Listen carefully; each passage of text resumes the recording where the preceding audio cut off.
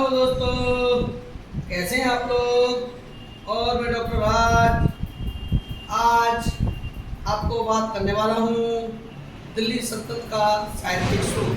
देखिए दोस्तों, आप सब जानते हैं इतिहास को जानने के कई स्रोत होते हैं, पुरातात्विक स्रोत और साहित्यिक स्रोत।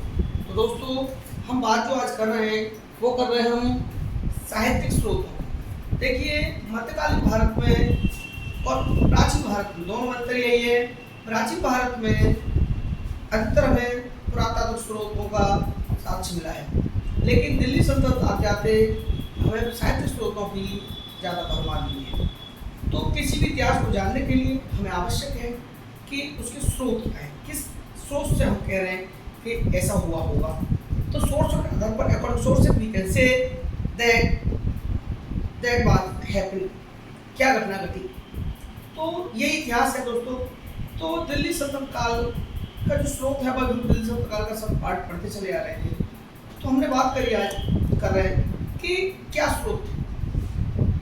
देखिए, पहला है दिल्ली सल्तनत काल को जानने का चचनामा। चचनामा है जिसको दूसरा नाम फतेहनामा भी कहा जाता है दोस्तों। चचनामा को फतेहनामा भी कहा जाता है। यह अरबी में एक लेखक ने लिखी है। इसके सिंध विजय पर प्रकाश पड़ता है। अल-कुफी ने नासिरुद्दीन कुबाचा के समय इस फारसी में अनुवाद किया था। अल-कुफी ने नासिरुद्दीन कुबाचा के समय इसका फारसी में अनुवाद किया था। दोस्तों, मैं खाली स्रोतों के साथ साथ इनके अंदर कुछ बातें हैं, इन्होंने क्या लिखा, किसके बारे में लिखा। देखो, स्रोत तो आपको कहीं भी मिल जाएंगे आसानी पूर्वक, लेकिन इनकी डिटेल पढ़ने के लिए दिक्कत आती है। जो परीक्षाओं में पूछा जाता है आजकल, किसके समय लिखा, किस भाषा में लिखा, काय का चेंज आया, ये सब। तो अल-कुफी ने नासिरुद्दीन कुबाचा के समय इसका फारसी में अनुवाद किया था। अल-कुफी का समय दोस्तों 1216 से 1270 है। अगला है दोस्तों किताबुल हिंद। अबू रेहान अल-बरूनी, जो अल-बरूनी का पूरा नाम है अबू रेहान अल-बरूनी ने अरबी भाषा में किताबुल हिंद की रचना की। अल-बरूनी प्रथम मुस्लिम भारतविद था। यह मुनजिम होता है दोस्तों, खगोल शास्त्री, सह ज्योतिष शास्त्री, जो खगोल शास्त्र का विज्ञान हो, ज्योतिष शास्त्र के नाम से जाना जाता था। 1018, 1018 और 1019, यानी 1018 1019 ऐसे बोलते हैं। 1019 1018 में अल-बरूनी महमूद गजनी की सेना के साथ भारत आया था, परंतु उसने स्वतंत्र रूप में भारत का अवलोकन किया और अपने ग्रंथ में विवरण दिया। उसने 11वीं सदी के भारतीय सामाजिक एवं सांस्कृतिक जीवन पर प्रकाश डाला है। अगला है लेखक उत्तबी ने किताब लिखी है तारीख यामिनी। उसका दूसरा नाम है किताब उल यामिनी। यह ग्रंथ अरबी भाषा में है। उत्तबी गजनी का निजी अधिकारी था। अगला राइटर है हसन निजामी। किताब का नाम है ताज उल मासिर। यह किताब बहुत इंपॉर्टेंट दोस्तों। यह कुतुबुद्दीन ऐबक के समय लिखी गई। यह 1192 से 1206 1192-1206 के इतिहास पर प्रकाश डालता है। यह ग्रंथ प्रथम ऐतिहासिक रचना है जो भारत में मुस्लिम शासन के प्रारंभ को रेखांकित करती है। इंपॉर्टेंट बात यह है, हसन निजामी की ताजुल मासिर प्रथम ऐतिहासिक रचना है जो भारत में मुस्लिम शासन के प्रारंभ को रेखांकित करती है। ओके, अंडरलाइन करती है। फक्र मुदब्बिर के किताब का नाम है आदाब उल हर्ब व शुजाअत। पूरा नाम है आदाब उल हर्ब व शुजाअत। यह ग्रंथ 1228 में लिखा गया। इसमें युद्ध कला का वर्णन मिलता है। युद्ध कला देखिए, कुछ किताबें राजा महाराजा ने, सुल्तानों ने प्रश्रय दिया, उनको लिखवाया भी गया। अलाउद्दीन अता मलिक जुबैनी, अलाउद्दीन, अगली किताब का नाम है अलाउद्दीन अता मलिक जुबैनी। इनकी किताब का नाम है तारीख ए जहां गुशा। किताब अलाउद्दीन अता मलिक जुबैनी किताब का नाम है तारीख ए जहां गुशा।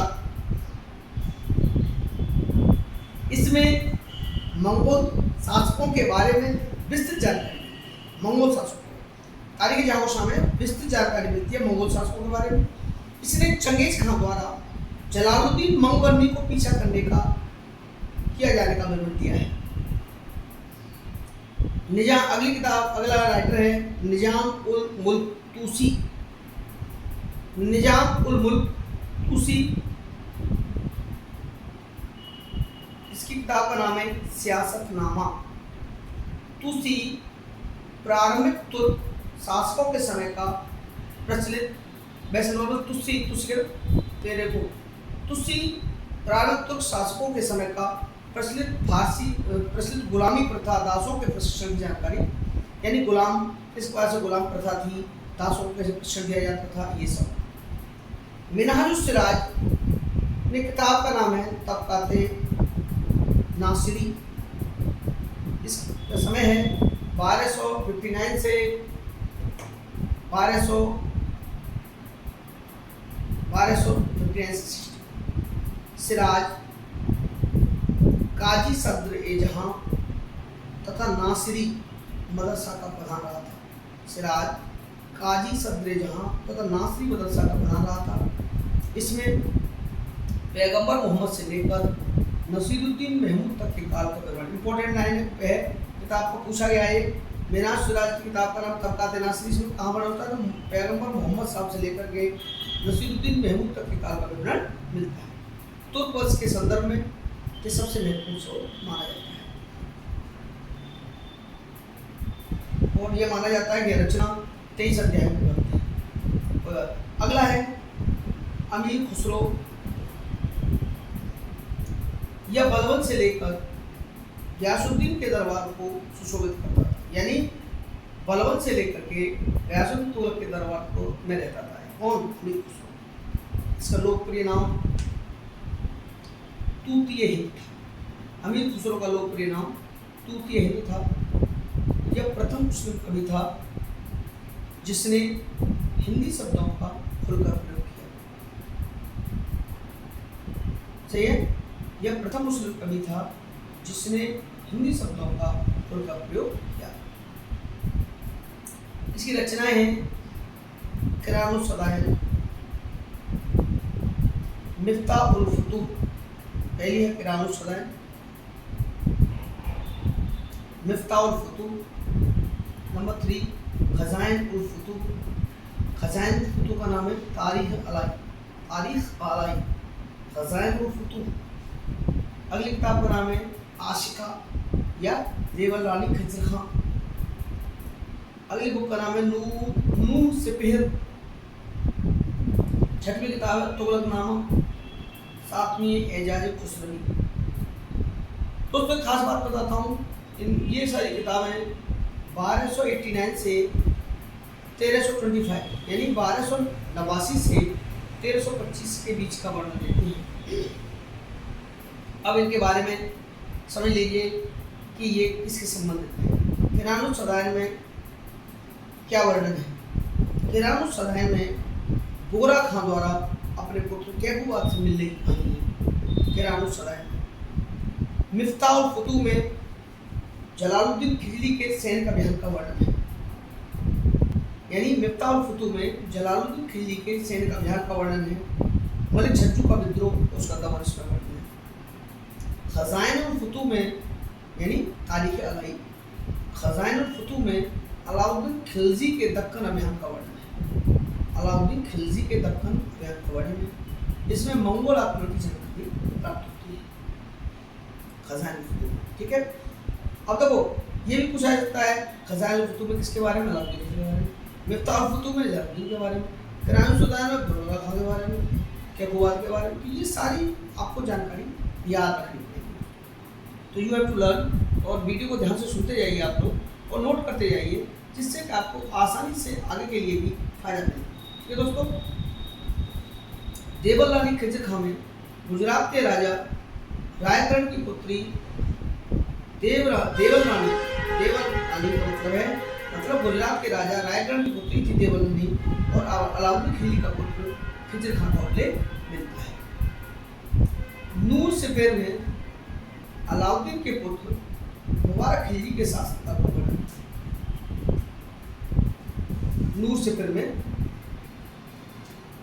अलाउद्दीन खिलजी के पुत्र मुबारक खिलजी के शासन, इसमें भवन, विजय, जलवायु, फल, सब्जी, भाषा, दर्शन आदि का वर्णन है। तुगलकनामा में गियासुद्दीन तुगलक की विजयों का उल्लेख है। एजाज खुसरवी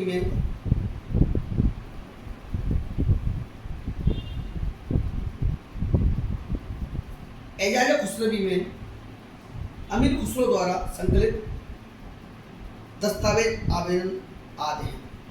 इसमें भी शासन के संबंध में पूरी जानकारी प्राप्त होती है। देखो राइटर है बालाजूरी, इन किताब का नाम है फतूह अल बुल्दान। ये अरबी इतिहासकारों की रचना है। सिंध विजय के वर्णन मिलते हैं इसमें। इसके बाद ही भारत में ऐतिहासिक रचनाओं का सिलसिला शुरू होता है। बालाजूरी, फतूह अल बुल्दान, ठीक है। देखिए दोस्तों, जियाउद्दीन बर्नी की 2 किताबें हैं। तारीख फिरोजशाही, नंबर 2 फतवाए जहादारी। हाल में आपको मैं बता दूं, बर्नी जो है मोहम्मद तुगलक के नदीम, यानी नदीम होता जिंदादिल साथी के पद पर रहे सदर साथी। बर्नी जो है मोहम्मद तुगलक के उसमें जिंदादिल साथी के पद पर रहा। शमसे सिराज अफीफ अगली है शमसे सिराज अफीफ के बारे में माना जाता है उसने गियासुद्दीन तुगलक, मोहम्मद बिन तुगलक MBT, फिरोज शाह तुगलक FST पर 3 प्रथम रचनाएं लिखी हैं, ग्रंथ हैं, जिनमें केवल एक बचा है, वो है तारीख फिरोजशाही। शमसे सिराज अफीफ का किताब का नाम है तारीख फिरोजशाही। बन्नी ने भी तारीख फिरोजशाही लिखी है, ध्यान रखना। और इसमें शमसे सिराज अफीफ की तारीख फिरोजशाही में 90 अध्याय हैं दोस्तों। अगला है अल उमरी, इनकी किताब का नाम है मसालिक उल अबसार। एक अरबी ग्रंथ है जो मोहम्मद बिन तुगलक के समय की आर्थिक सामाजिक स्थिति का विवरण देता है। मसालिक उल अबसार। ख्वाजा अब्दुल मलिक इसामी, इसके ग्रंथ का नाम है दोस्तों फतूह उस सलातीन। ख्वाजा अब्दुल इसामी के ग्रंथ का नाम है फतूह उस सलातीन। यह ग्रंथ अलाउद्दीन बहमन शाह को समर्पित है। इसमें 999 से 1350 तक इतिहास का वर्णन है। इसमें मोहम्मद बिन तुगलक की आलोचना और बहमन साहब की प्रशंसा की गई है। पद्य में लिखी गई है। बहमन शाह के दरबार में इसकी रचना की गई है, ध्यान रखना। यानी फतूह सलातीन जो है पद्य में लिखी गई है और बहमन शाह के दरबार में इसकी रचना की गई है।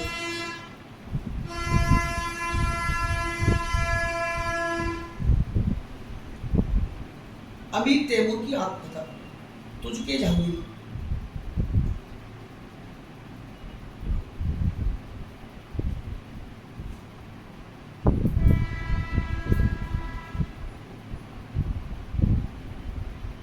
अमीर तैमूर की आत्मकथा तुझके तैमूरी या मलफुजात तैमूर, यह तुर्की भाषा में लिखी गई है, जिसे अबू तलब हुसैनी ने फारसी में अनुवाद किया है। दोबारा समझ लीजिए, अमीर तैमूर की आत्मकथा है तुझके तैमूरी या मलफुजात तैमूरी, यह तुर्की भाषा में लिखी गई है, जिसे अबू तलब हुसैनी ने फारसी में अनुवाद किया है। अगली है मौलाना अली यज़दी। मौलाना अली यज़दी, किताब का नाम है जाफरनामा। इसमें तैमूर के आक्रमण का वर्णन है। अगली किताब है याहिया बिन अहमद सरिंदी। याहिया बिन अहमद सरिंदी, इनकी किताब का नाम है दोस्तों तारीख़ मुबारक शाही। ये किताब की खास बात यह है कि एकमात्र ऐसा स्रोत है किस वंश का, सैयद वंश का, जिसमें वर्णन मिलता है। तारीख़ मुबारक शाही, मुबारक हो सैयद वंश को, एक किताब तो मिली, मुबारक शाही हो गया, याद रखेगा। और इनके याहिया बिन अहमद सरिंदी। अगला है खोंदामीर। ये किताब का नाम है खुलासत उल अखबार। खुलासत उल अखबार, हुमायूं के दरबार में रहता था खोंदामीर, तथा उसने कानून हुमायूनी की रचना की है। अगला है एक साहित्य है सूफी साहित्य, फवाद उल फुआद। अमीर हसन सिज्जी का है फवाद उल फुआद। अमीर हसन सिज्जी का है फवाद उल फुआद। ये सूफी साहित्य है, यह शेख निजामुद्दीन औलिया के वार्तालाप का अंश है। इसमें शेख निजामुद्दीन औलिया का वार्तालाप का अंश है। इससे तत्कालीन धर्म, संस्कृति और साहित्य पर प्रकाश पड़ता है। अगला है खैर उल मजलिस। खैर उल मजलिस के राइटर हैं हमीद कलंदर। यह शेख नसीरुद्दीन चिराग दहलवी के वार्तालाप का संग्रह है। यह अलाउद्दीन खिलजी के बाजार नियंत्रण और मंगोल आक्रमण से प्रभावित जानकारी देते हैं। यानी दोबारा समझ लीजिए, खैरुल मजलिस के राइटर हमीद कलंदर, यह शेख नसीरुद्दीन चिराग दहलवी के वार्तालाप का संग्रह है। यह अलाउद्दीन खिलजी के बाजार नियंत्रण तथा मंगोल आक्रमण के प्रभाव की जानकारी देता है। विदेशी यात्री, पहला है मार्को पोलो। यह इतालवी यात्री जो चीन के सम्राट कुबलाई खान के दरबार में 1274 में आया था। चीन का सम्राट कुबलाई खान के दरबार में 1274 में आया था। इसने आधुनिक भूगोल का महान पिता लिखा है। आधुनिक भूगोल का पिता निकोलो कॉन्टी, यह भी इतालवी यात्री था जो 1420 में दक्कन की यात्रा की थी, जिसने 1444 में 1444 में जब वह अपना देश वापस जा रहा था तो कैरो इस नामक स्थान पर उस मुसलमानों ने इसे इस्लाम धर्म ग्रहण करने पर मजबूर किया। स्वदेश वापसी के समय के कम उसमें उसे रोम के पोप यूजीन ने पुनः ईसाई धर्म में दीक्षित करने की प्रार्थना की और बदले में उसे यात्रा विवरण लिखा। अगला है नुनीज।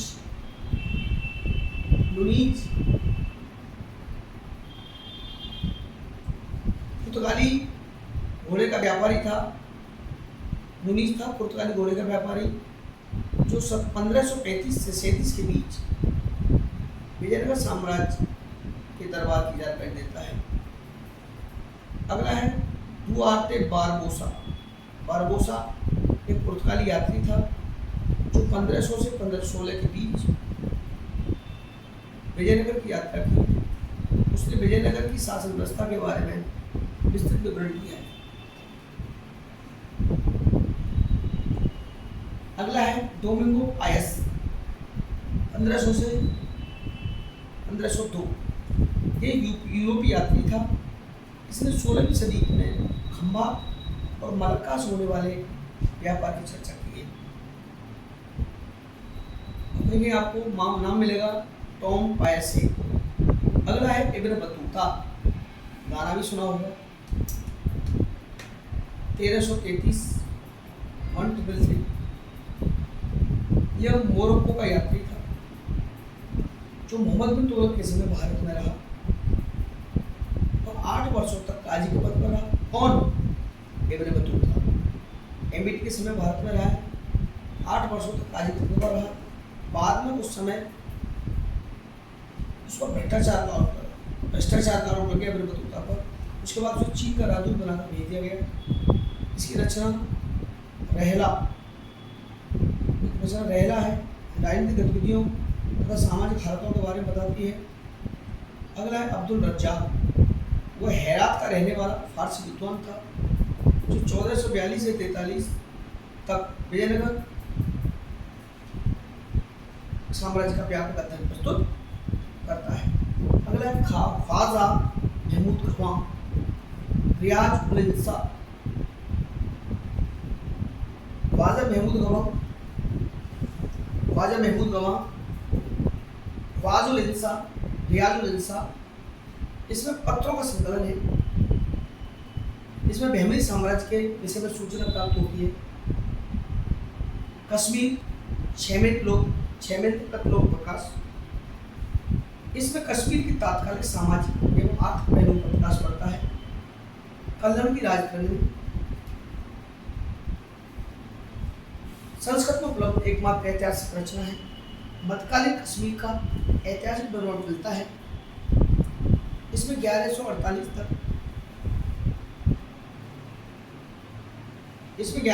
तक का विवरण प्राप्त होता है, जिसकी रचना लोहार वंश के समय की गई। अगला है जोनाराज ने राजकरणी लिखी, तो कल्लण ने लिखी और जोनाराज दूसरी राजकरणी है जोनाराज ने। यह जैनुल आबादीन के समकालीन था। इसमें 1459 तक का इतिहास वर्णित है। श्रीवर ने राजकरणी लिखी, यह तीसरी राजकरणी है। 1459 से 86 का इतिहास का वर्णन है। अगली राजकरणी प्रजाभट्ट और शुक्र ने लिखी है। प्रजाभट्ट एवं शुक्र शत्रुघ्न है। इसमें 1486 से 98 तक का इतिहास का वर्णन है। और चंद्रदाई के पृथ्वीराज रासो और जयानक के पृथ्वीराज विजय से राजस्थान के चौहान वंश पर प्रकाश पड़ता है। दोस्तों, ये सततकालीन स्रोतों के बारे में बात कर रहे हैं। ये सततकालीन स्रोत जो हैं ये हमारे सतत काल के बहुत बड़े इतिहास को जानने के साधन हैं। इसको पूर्ण उपयोग करने के लिए हम लोग इसको पूरी तरह से हमने आगाज किया और हमने बताया किस प्रकार से सतत काल को हम पूर्ण रूप में इसके आधार पर हम तैयार कर सकते हैं। तो दोस्तों, और इसके साथ साथ हमारे पास स्मारक हैं, स्थल भी हैं, उससे हम जानकारी कर सकते हैं। लेकिन साहित्यिक स्रोतों की बात करी थी हमने आज। ठीक है दोस्तों, चैनल को लाइक करिए, सब्सक्राइब करिए, शेयर करिए। थैंक यू दोस्तों।